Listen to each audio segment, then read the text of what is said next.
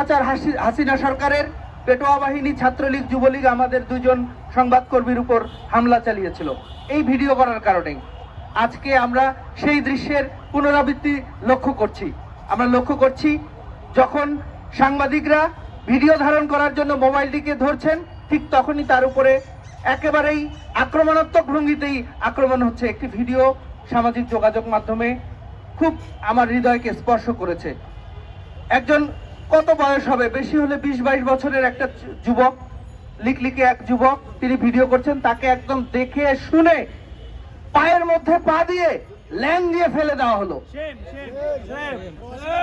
এই ল্যাং শুধু ওই যুবককে নয়, ওই কিশোরকে নয়, এই গণমাধ্যমের উপরেই ল্যাং মারা হয়েছে। সামনে একটি নির্বাচনের একেবারেই দ্বার প্রান্তে আমরা দাঁড়িয়ে রয়েছি। পাঞ্জাবের জগতে একটি বিশ্বস্ত নাম, শাবাব এথনিক ওয়্যার। আমাদের প্রত্যাশা থাকবে নতুন যারাই সরকার গঠন করুন না কেন, তারা যেন এই গণমাধ্যম কর্মীর এবং গণমাধ্যম প্রতিষ্ঠানের নিরাপত্তা নিশ্চিত করেন।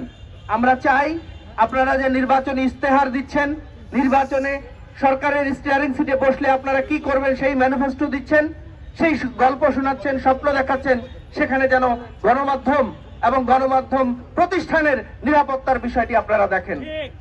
আমরা বিগত সরকারের আমলে অসংখ্যবার দেখেছি ফেসবুকে লেখার কারণে কেস হয়েছে, জুলুম হয়েছে, গ্রেপ্তার হয়েছে। এই ধরনের ঘটনাগুলো যেন আগামী দিনে না ঘটে। আগামী দিনে ডিজিটাল সিকিউরিটি আইনের আওতায় যেন আর কোনো গণমাধ্যম কর্মীকে সেই 14 শিখের ভেতরে যেতে না হয়।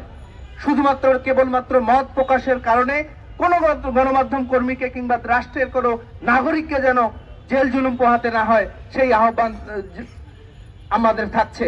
এবং আজকের এই মানববন্ধন যেন আমাদেরকে আর করতে না হয়।